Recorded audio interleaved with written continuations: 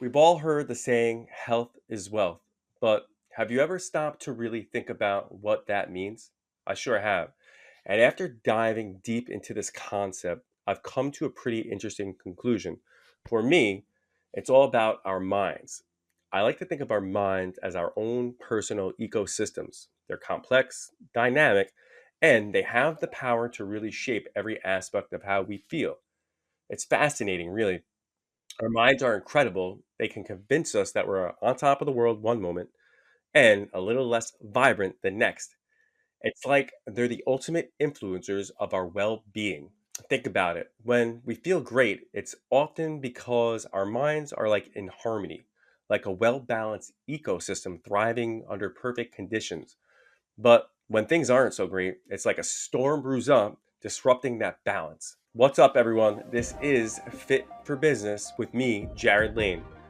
If you could do me a favor, if you're watching this on YouTube, and go ahead and tap that subscribe button, or if you're listening on Spotify for the very first time, go ahead and show that support and tap that follow button as well.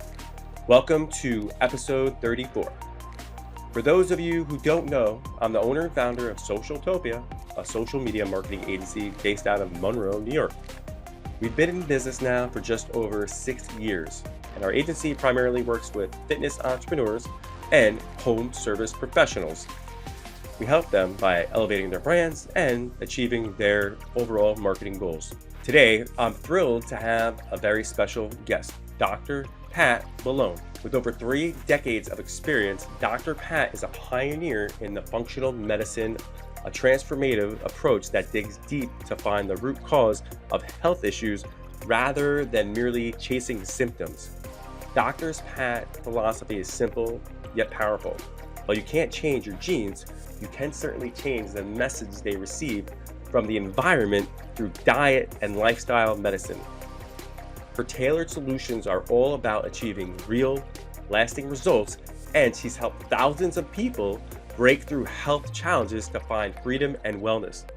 Welcome to the podcast, Dr. Pat.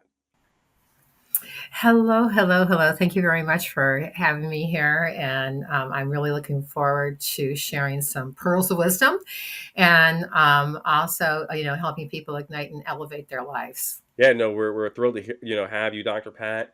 And for the listeners who are I'm not familiar with who you are, tell us a little bit about Dr. Pat and who you're what you're all about. I think I came out of the chute as an entrepreneur.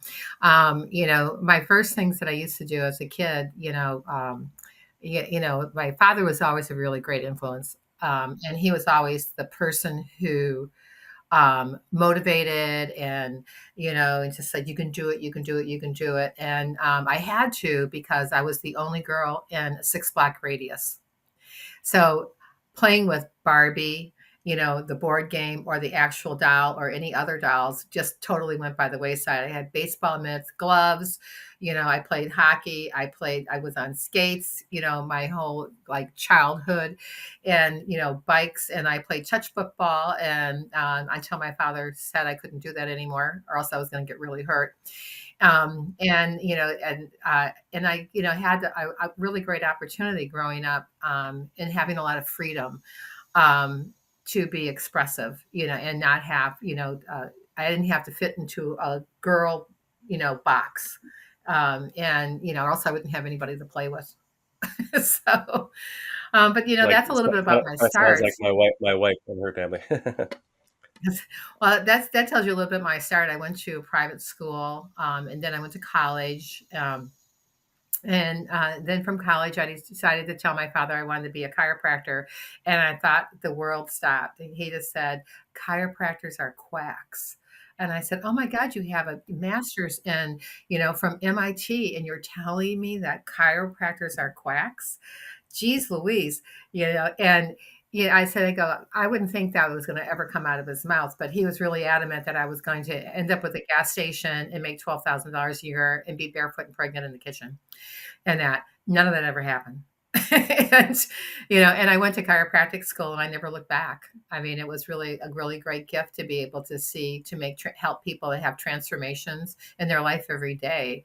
And, see sick people get well and well people to maintain their wellness, and, I've elevated that even since then because I sold that business and I am in a pivot right now, and so, I'm, elevating, going back to something that I do really, really well, and that makes it, and that's be the change and make the change. Mm. And now, where did you go to school to be a chiropractor? In Atlanta, Georgia. It's called Life. At that time, it was called Life University, and then, excuse me, Life College, and now it is called Life University. But it's in Marietta, Georgia. Oh, okay. And now you had your own chiropractic practice, like thereafter you graduated, or I how did. did, after college, like where did that lead you to? Well, from there, I went my ex-husband, not then husband, had another like semester or two to finish up before we left Georgia. And, he was French and the school forgot to get his French, his visa to go set up a clinic in Africa. And so he got stuck. That's how my chiropractic life started. He got stuck in Burkina Faso and then back in Paris before he came back to the States. So we were on hold. And so while I was on hold, I was teaching at the school. And when he came back, I quit. I gave him 2 weeks notice and I was gone. And so, and then we went to Michigan and he stayed there. And I had a lot of opportunity because I had licensure in Massachusetts, at the time, because that's where we wanted to go. And so I went and started working for a chiropractor in Boston, in the Boston area. And then he came out and joined me. And then we bought a practice and we bought a practice that was underserved. And we were rocking and rolling within 3 months. And we just had, we were very fortunate. The bank told us they would never give us any money. So we went and got an SBA loan. I mean, we had hurdles to overcome. And when I graduated and was sitting in front of the guy who was distributing the money from the SBA, he said, "Well, I'm going to hold $5,000 back." And I went, "You can't do that." And he said, "What do you mean?" And I said, "I need that for running capital." And I said, like, and we were like running on bare bones, and then 5,000 was, I figured would at least take us 2 months. Um, and cover at least 2 months of the rent and like, those like sundry type things like that and that. But by the time Christmas rolled around, we were seeing over 125 patient visits a week, and we were comfortable enough that we decided to go to France for Christmas that year, and went for 2 weeks and then came back and, we just like the practice just took off. It was we were a very good combination in business. And then I eventually, when we got divorced, I bought him out and then I sold the practice down the road 10 years later in the um, upper, lower, mid six digits. I don't know if that makes So sense. now that's going to segue me into like my initial first question here on the pod for you, Dr. Pat. Um, so what would you say for you personally? What was the driving force in starting your journey in the world of business, being an entrepreneur? Well, I started to allude to that initially, and that, my first lemonade stand was when I was 5 years old. And I ran out of lemonade all the time. People always stopped by and bought my glass of lemonade for 3 cents. And, but I was always out of lemonade. That was the first thing that I did, and so, and the other thing is that, as kids play, make believe, I was always the doctor. I was never the patient. I never died. Nobody else died under my auspices. And we were playing doctor and neither in my practice. And so that was, you know, And, you know, that was like, you know, when somebody asked me about that, you know, it's just like, what did you play when you were a kid? Because that's usually a lot of times what you end up doing, right? You know, if you're an artist or whatever. And so I was the doctor. I was never the nurse, you know, I was never the patient. I was never the assistant. You know, I was always the doctor giving commands out, you know, go do this, go run around the block, you know. And we used to make the kids who played with us run around the block, you know, because we wanted to see how healthy they were and you know who would win. And then you know, but we did that. You know, I and that probably only lasted a couple years. I remember doing it. I just don't remember how long we actually played doctor. Um, and then when I went to school, science was like really easy for me. You know, and when I was in fourth grade, 9 years old, I won second place in the science fair for the state of Michigan. Yeah, I called my father was had his he was a VP for Allied Chemicals at the time in Detroit, and I called him up and said, "I need phenolphthalein," and he said, "And what do you need phenolphthalein for?" It's a big word for someone who's 9 years old, and I said, "Oh, I need it for my science project. You know, I'm looking at acid-base indicators. You know, and I only have one plastic pickle jar. Do you think you can buy another one? You know, so that we can have the same size jars?" I go, "This is the size I need on the way coming home." And so he brought phenolphthalein there and he worked my project with me and we made the poster up for acid base and put you know the important things on it. And my teacher just thought it was so far beyond anybody who was 9 years old that he sent it to the state. And I came in second place in the state that year. So that was like, you know, I remember that. Did my mother keep any of those certificates? No. But it was like one of those things that you know you kind of what propels you along the way and you know in biology and I had really good biology and chemistry teachers and not my first chemistry teacher he sounded like deputy dog but the second the when I took a course at the community college because I had took a semester off the guy who was there was excellent. I mean, he got you so motivated and so interested in like how does chemistry really work in the body and how does this work? How does this element get over here if you add this to it? You know, that kind of thing. So it was that was like really fun. And then I decided to a friend of mine said, "You got to go to chiropractic school." And I said, "Oh, my father always said they're quacks." And how And he old were said, you when your friend said that to you? "Oh, when I was like Oh, 26." okay.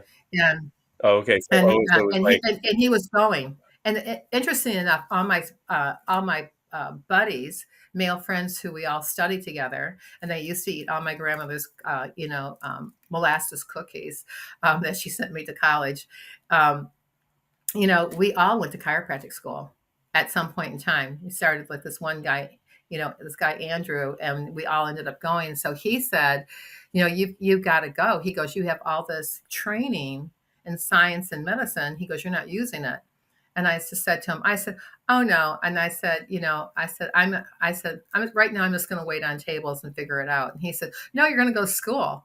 And so he mailed me an application, and I let it sit there. And then I hurt my shoulder went to a chiropractor. I thought he was like the worst person in the world. I thought, if he can do this, I certainly can do and that. that's what You prompted you know? to fill out the application? Yeah. And then I went home and I filled it out and I went to school. And then, you know, I went to Europe for 3 months before I went to school. My mother was, you know, it's just like, don't you need the money for school? And I said, oh, it'll all work out. You know, that was always my belief system. It will all work out. And so, you know, and I did that. And I, you know, it's just like, and it all worked out.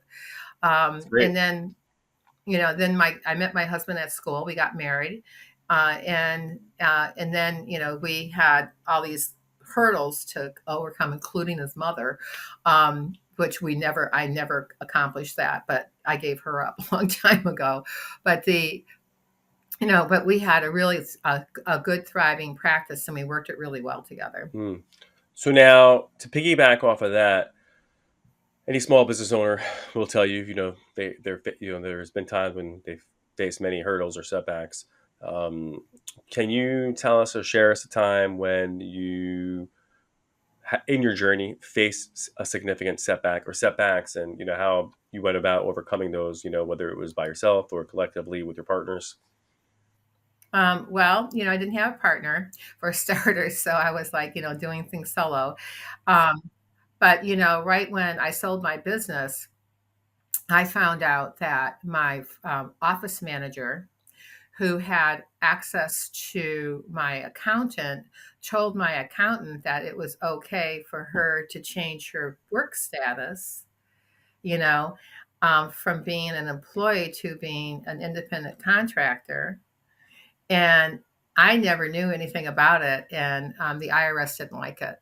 And so, and when I said to her, I go, "How did this happen?" And she goes, "Well, and so my tax attorney, it said, who I ended up hiring, I don't even remember how I met him, but my saving grace was that when he walked in to meet this woman, um, the tax woman, I call her, um, he just said his one of his best friends in law school was walking down the hallway, and he goes, "Hey, what are you doing here?"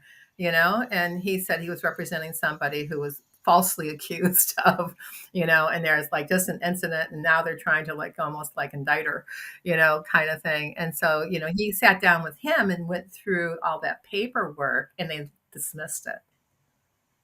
Really? you know?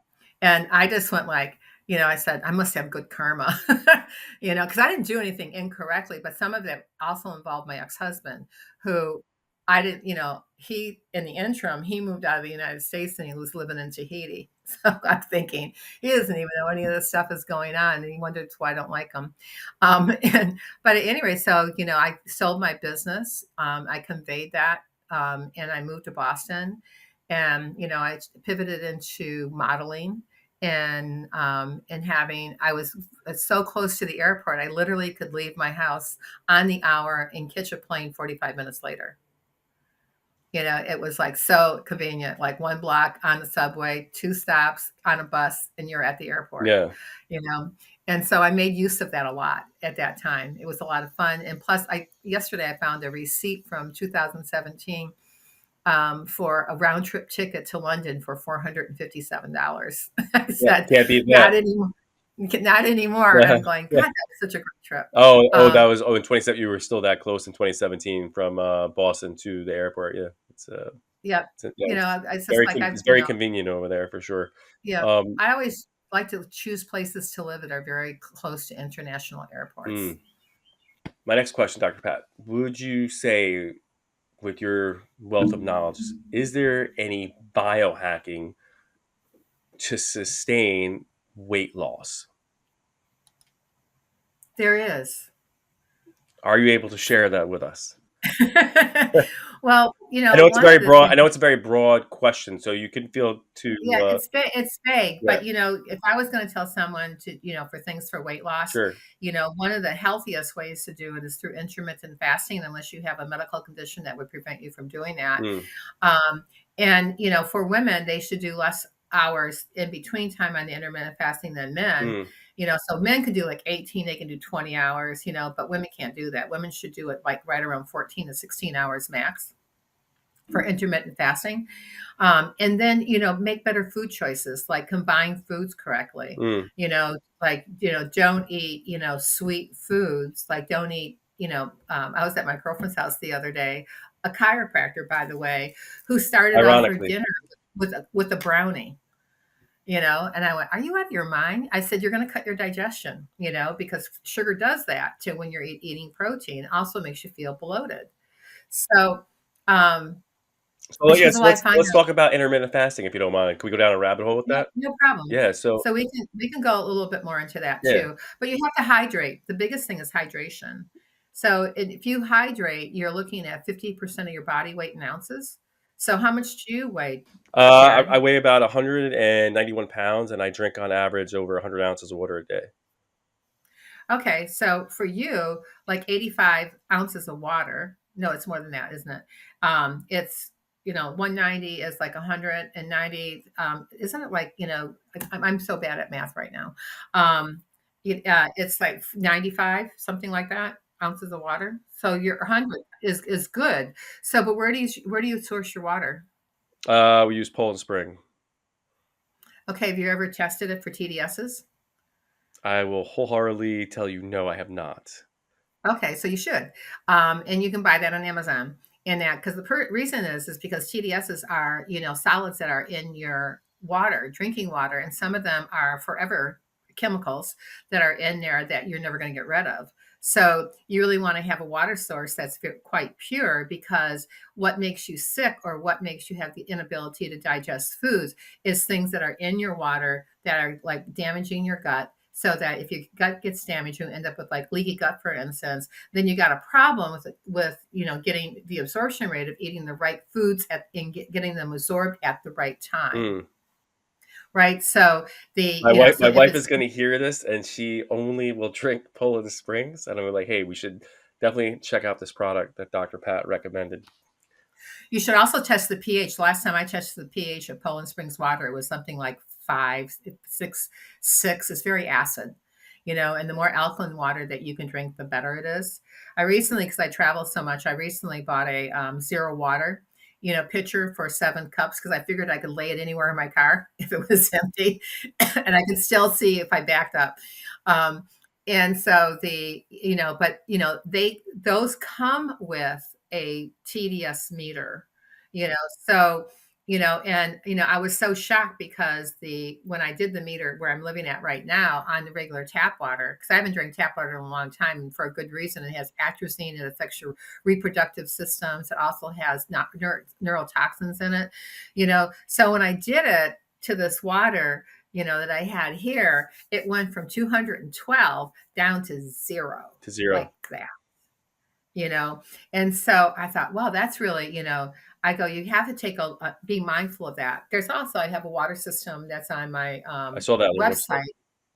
website, called AquaTrue. And AquaTrue does that. Plus it also, does reverse osmosis. And so, um, you know, you can put that link in because somebody wants to go research that out. That is, healthteamnetwork.com is my, website. And then it's just products. It's just a tab on the top. And then you can scroll down. But that part's really important about like that part of the water, and also like not drinking too much water when you're eating, and it's just like, 4, 6 ounces max. And also like, weighing it During a meal. during a meal. And then, protein, fats, and carbohydrates, having them in the right portion for your food piece, like, so that you're having protein, like for one unit or one block, I would say you would have like 7 grams of protein to 1.5 grams of fat to, if it's raw vegetables, 9 grams, or like a cup or half a cup, but it's 9 grams. And, if you have that balance, then your body's getting the fuel that it needs, and it doesn't have to work at converting it into like getting it, then trying to convert it and trying to do something with it. Because the problem is with a lot of foods that we eat is that, and if a lot of people have gut issues, is that it gets absorbed into the blood system and it has to go all the way over to the liver to be processed, after it gets in the blood system. And then when it processes it, the liver's job is to get rid of toxins. You never, ever, ever detox the liver. You want to tonify how it functions, but you don't want to detox it. But that liver takes those particles and it puts them in your gut, back into your intestinal tract to end up in the toilet. Small ones go to the kidney, to the bladder, into the toilet. But the other pieces don't. When it can't do that anymore, or the body's so overwhelmed, it stores those toxins in blood, brain, bone, and fat. So if you ever want to if you're feeling sluggish, bloated, not sleeping well, waking up groggy, that foggy feeling that you have in the morning, you lack energy, you have to take a nap at 11 o'clock, not 2 o'clock in the afternoon, to take that space, or you get tired after you eat, then you've got some issues, and that's what I help people with, Mm. And so that they can be I know more I productive. know you keep on mentioning gut issues. I personally, I have ulcerative colitis.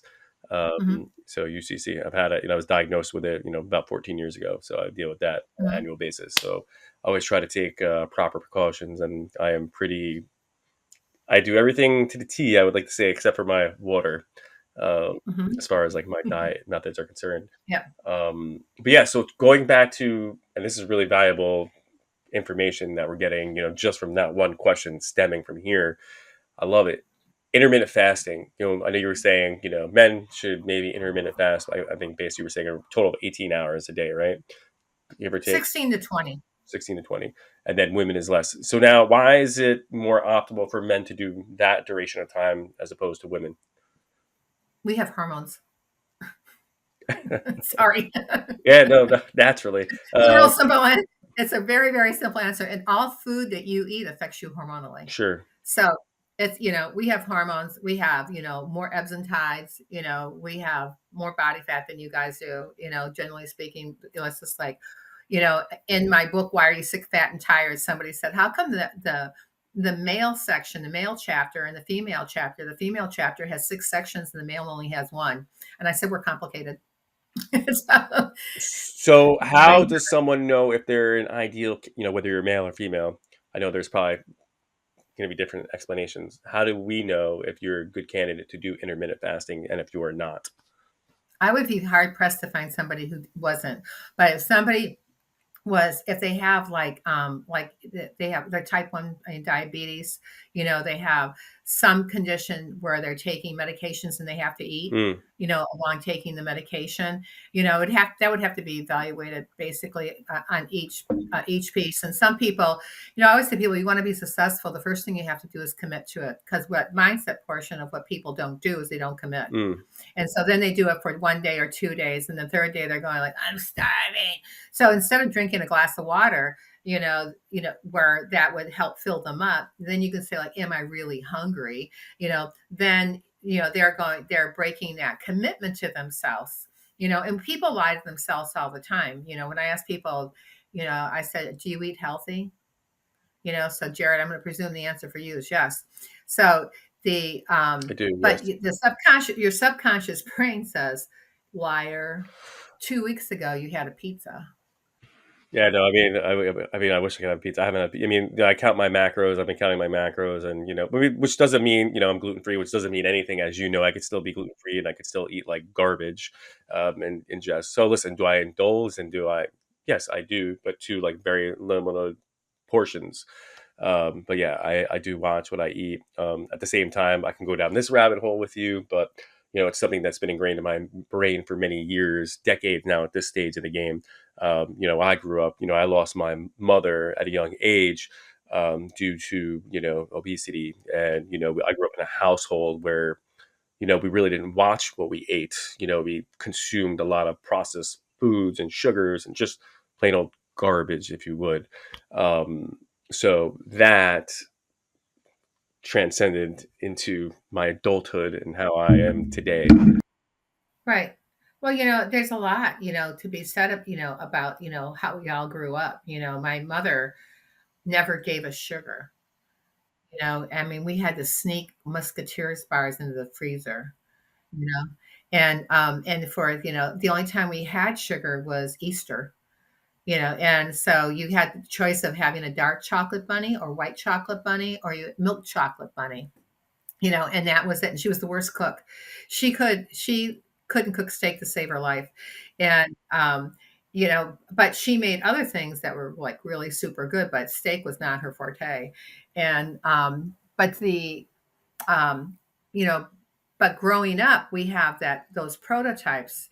And so I can remember, I mean, we could have fudge sickles, that's sure like kind of like sugar, but you couldn't have a candy bar. Mm. It made absolutely no sense to me. Yeah, but I could go off this, but I want to go back. I know we keep like get off sidetrack here. Back to the intermittent fasting. So now, if somebody wants to intermittent fast and start, incorporating this into their routine, how many days in a row should they intermittent fast, and how often should you do intermittent fasting? It depends upon what your goal is. So I had a friend in California. He used to every Wednesday he would intermittent Every fast, what? like every Once Wednesday, a week. once a week. During the week, he would just like give it a break from food all day long. So he would start at in the morning when he got up, and he went to the next morning. You know, and so when I intermittent fast, I look at like when my last meal is, like when do I have to eat? So I like usually try to finish eating between 6 and 7 o'clock, and then I go until 12 noon the next day. Mm. And And now, then what's the goal behind your intermittent fasting? because when first off I want to sleep better, Mm. and so that's helpful in eating like that because I don't go to sleep till 10 o'clock, 3 hours later, something like that. And then when I get up in the morning, I go walk and I get back and take a shower and I have water. If I have water within 30 minutes of waking up. And then, I'll watch the time and I'm usually hungry like about 11 o'clock. So I'll have more water. And then at like 12 or 1 o'clock is when I'll break the fast. Mm, Um, and then I'll look at what I eat because I don't want to eat heavy at the end of the day. I'd rather have that bigger meal mm, earlier so that, it gives my body time to digest it. And I'm also food combining so that I'm putting foods together correctly, mm, and that which naturally keeps me, tall and lean. I'm 6 feet and I'm 150 pounds. And so that's, I'm like size 8, size 6, depending upon depending on what year it is, and what store you go to, yeah, since those numbers are all interchangeable. for Um, sure. but for me, that's how I chose to do that. And I take my supplements primarily with food, Mm, you know. But I tell people for as far as supplements, because I know I'm in a stationary place at 1 o'clock, so I just mm, down them. If I'm traveling, I'll take them first thing in the morning, got it. and just like with water and follow up with water. Um, but I also as a mindset because I always, I was quite heavy when I was 13 years old, and Mm, I asked myself one day when they measured me for my sister's wedding, and the same size my mother wore, I just went like, "Wow, that was such a shocker." And so what I did is I started intermittent fasting when it wasn't called intermittent fasting back then, and it was very, very helpful. mm, And I also found it to do like, moderate to vigorous exercise, so then I danced and exercised to Indigata the Vita.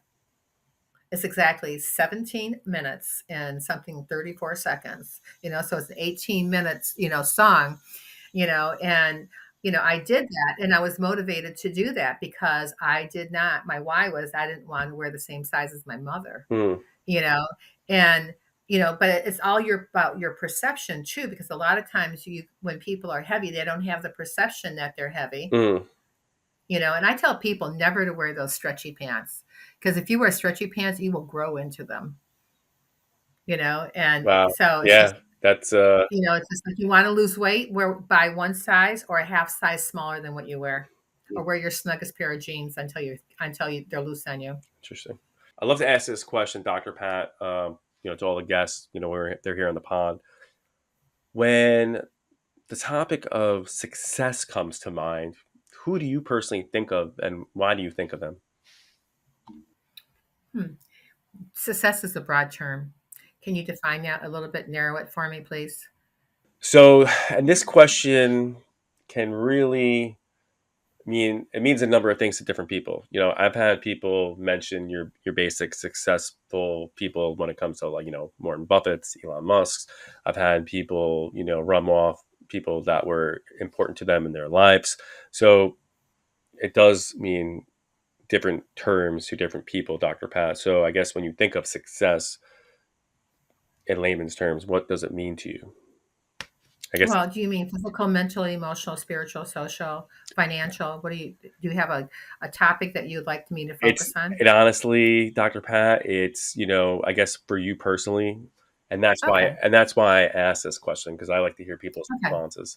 Like So it could be wealth, it could be health, it could be any one of those directions. well, your biggest asset is your health, so, one of the places that, I excel in is my ability to make sense out of convoluted problems and Mm, situations. And I do it because my goal is always to make them simplified, you know, and get a quicker solution and a safer solution, that can propel somebody forward. And so when I see people, have successes in their life, it thrills me. I'm really glad to see that, especially when I'm working with them as clients mm, and that light bulb goes on. You can see it in their face like, wow, I've been doing this for 20 years the wrong way. mm, And it's just like, and I can take the shortcut and I get the same results. mm, It's just like, great. And so that's that part of what I do as a coach, makes me feel like on fire. I'm going, yes, they got it, And then I also like to see people have, um, like, so creating those solutions for me Mm, is, to me, an act of success, because I have that ability to funnel it in and make sense of it so that it's convoluted up here, like most women's conversations, and then it goes into like this, where you're like, on the boardroom table yeah. talking about, results and like how you get there. So, and I like the success, like when, I set goals for myself, but I'm very careful about the goals that I set, Mm, because I don't want to set goals. I mean, I've done it, and I failed absolutely miserably. But it's just like, but I've set goals that were too high, because my experience is that most people don't goal enough for 3 years, and they over goal for 1 year. Their concept of what they can achieve or not achieve is, supersedes what reality is. And in 3 years, it's not enough. So I look at, like, what do I have to do to go from point A to point C, and, I can give you just a recent quick example. Is I'm moving on Friday, and I'm taking stuff in my car, this Friday, and I'm taking stuff in my car, and I have calls all day today, and I have calls all day Thursday, and I'm teaching a workshop, which someone told me today was at 3 o'clock and not 2 o'clock. And so I just went, well, when am I going to pack my car? So well, we tomorrow, appreciate you being here. yep. Tomorrow I am packing my car, but I spent all day Sunday because I knew how the week, when I looked at it, was laying out, that I wasn't going to have anything done in time if I didn't spend the time on Sunday. And then I shipped boxes. You know, I just went, that box can go in the car, and so that I have space for my things. I still have to make ship a little bit more, but because I've been stationary for a while, because I'm pivoting and going to New York, from Virginia on a move. And so there's logistics, and so, like, I look at micro successes, and going, like, I take those as wins and I celebrate them. I help celebrate people, celebrate their ones, but I really help people make more realistic goals so that you can achieve personal and also business successes as you're going up the ladder. But the majority, the biggest thing to have is a robust health and a robust mindset. You got to have that first, because then you can sort out the other things. And if other stuff comes at you, you can put those in the right places so that you can move forward. And you're like, if you leave something behind, it doesn't matter. Hmm. You're a force to be reckoned with, Dr. Pat. Um, I grew up like it's my father. no, I mean, I can my father and my mentor's wife, she was super organized, tell. Dr. Pat, you know. what would you say, or what advice would you give somebody if they were to say, "Hey, Dr. Pat, I'm looking to start my own business." What would you say to somebody that's looking to start their own business but is hesitant to take the leap? Well, you have to look at, like, what, I would tell somebody, tell me what you want to do, Hmm. and then, and so, if they tell whatever it is, and just say, like, tell me, about, like, your competition, in that industry, in your immediate competition in your area. Are you going to be online? You're going to be like local. And if you're local, who's your competition? And then my first thing is I would tell them is go make friends with them. And so that, you have more of a network. So things that they can't handle, they can send to you because you're starting out, you know, Talk to and us about that. I love that. well, that's how I start. When, I started my chiropractic business, somebody asked me, like, well, you got competition down here, right? And I said, I have no competition.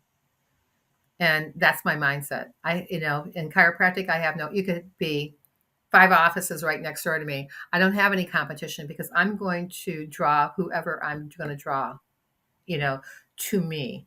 And then it's just like, and what I don't want to deal with, or what, then I'll give them to the next person, as long as they're nice to me. So that's where that nice part comes in, and it's just like, like, I don't do that. You want someone who does side posture. Well, I don't do that. But my friend John down the street, he does. You can go see him, or you can go see, Mark. 20 miles away, or you could go see Paula. It's just like they're all my friends. And some of them never referred to me, but I didn't care, because what I cared about is not me. I cared about who I was serving. Mm. And so, That's an when amazing piece people of ask, advice. I just don't have competition. I'm moving someplace that supposedly someone told me had three chiropractors, and In um oh, in and that I Ithaca market right there? yeah, and so I said to them, and I went, well, that's good. I said, I like that. I can't wait to meet them. And then, and I said, because I'm incredibly intimidating. I mean, I've interviewed with people here in Virginia for being in their office, and I start asking them their numbers, because you got to know numbers. You got to know, like, what is it? What does your average patient spend, and how long do they live? How long do they live in your house with you? And you have to know that number. And if you're an associate doctor, you definitely want to know what that number is, because you're busting your butt to make somebody $500,000, that you should get more than 15% of that $500,000. And I think, and if someone's making me that kind of money, I'd be more than happy to consider them as a partner. And so, but it's that mindset for that. And like in Ithaca, nobody's a best-selling author. I'm a best-selling author 4 times. And I probably spoke on live stages a lot more than anybody else that's in that area. And I'm not scared to ask a question, shake hands, or walk up to somebody and ask them why they have a shoulder problem, and just like, I can fix that, and I so, think there's something to be said when it comes to, like, the level of success that you've had, up until this point in the moment, um, mhm. you know, why you are where you are. So I just think you need to jump in the fire, and I had one mentor in chiropractic school. He said, act as if, and so I didn't know what that meant. But like when I met somebody like, oh, I'm a chiropractor, it's just like, oh, you guys are quacks. I said, ducks quack. I go, clearly you didn't graduate from college. And I have a sense of humor about it. So yeah, I've had those conversations with medical doctors, and I've dated medical doctors. It's just like, they're just people. And but in the chiropractic realm, like in that area, like, I'm the new person. And but I know more about, functional medicine. I'm also a functional medicine expert. There's nobody up there that does that. And lifestyle medicine expert. It's just like there's nobody. And so that gives people, a different venue, and level up from where I'm going to be going. And the person who I'm joining, just said, he goes, wow, you're so smart. He says, and I said, I'm gonna be interested to hear your response to this question, Dr. Pat. go ahead. Um, is there one core belief that you have that is constant no matter what? Is there one what? One core belief, like something that you've just believed as long as you can remember, for as long as you know. Like it's just like ingrained, like, hey, I feel this way no matter what. Whether it's rainy, it's sunny, it's snowing, you're having a good day, you're having I'm a bad always day. What's that? right. I said, I'm always right. No, I would have to say, like, my core beliefs are honesty and truth, and uh, resourcefulness, resilience. Mm, Um, and I'm incredibly persistent. So when someone tells me no, my father always would challenge me. That's how he got me to do things, mm. and he rewarded me. And so, when I first got out of chiropractic school, and I got a job, the first thing I did to reward myself is I had a manicure and a pedicure. Man, I thought about that for months, and it was just one of those things. And then once I did it, it's just like, I said a different thing, like, what's my next reward? And I love to travel, and I was always destinations were involved in those kind of rewards, and I also, believe in the goodness of human nature and humankind. And that, it's just like if you look for, bad things happening, they are going to come to you faster. Like they probably happen around me all the time. I don't think about them. I think about, like, keep moving forward. What propels me forward, and how can I do it better and take everybody with me? Because if I win, everybody wins. And that's how I ran my office. My staff, was with me for over 10 years. And what I said to them was, I said, if you want to get a bonus, then produce. If you want, more, you want, your profit sharing at the end of the year, you got to step up the bat. I'm not doing it on my own, and so you need to participate also. And people were very focused who worked for me too, because they weren't allowed to bring any other crap in from their personal life. So if they did, they ended up, this is a great thing for your entrepreneurs. They did. I don't have it. I don't have one here anymore. We'll just use this. So if this represented, a bad attitude, in what I call the rock, then this rock would end up on your desk. And when it ended up on your desk, then what would happen is you got a 5-minute break to go out and read, like rewind your mind and your mindset, go hug a tree, go tell the world you love itself, call somebody you haven't talked to in a long time and reconnect with them. I don't care what they did, but in 5 minutes they come back in. If they still had a bad attitude, I sent them home for the day. Because it caused me more problems. Because I would sometimes see up to 75 people in a day. I don't have time to babysit my front desk. So if you're not collecting money, then you're not going to get a bonus. And it's like, it's just at the end of the week, it's just like we have so many slots to see so many people, and there were times when people had to like be in and out of my office. Do not schedule me with someone who's a chit chatter during that time. These people have got to get on a bus and get to Boston. They miss the bus, they have to wait for the next half hour before another bus comes. So it's just like it was like, you had to like, think some of those things out, and being that I was organized like my mentor's wife, it's just like that was very helpful, having that exposure when I was like 9, 10 years old and things like that. And also, and being able to, find my way.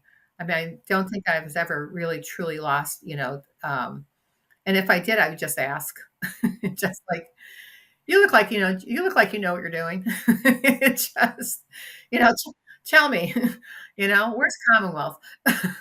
So, Dr. Pat, I have this. I wanted to say this quote to you. How you do anything is how you do everything. Do you agree or disagree with that quote? There's no right I or wrong totally answer. agree with that. I totally agree with that. Do you agree with that? So now Right. that happens to be one of my favorite quotes. I ask this question to all my podcast guests. I have it printed up in my office. I've had it, printed up before, even the business started. Do you have a quote that you have, created from yourself or fabricated, or do you have a quote that you kind of eat, breathe, and live by daily? Well, I have 2. One is do whatever it takes. Don't forget that, that's one thing. And the other one is by JFK, rising tide lifts all boats. As long as the boat doesn't have a hole in it. If it has a hole in it, then we put it on the dock.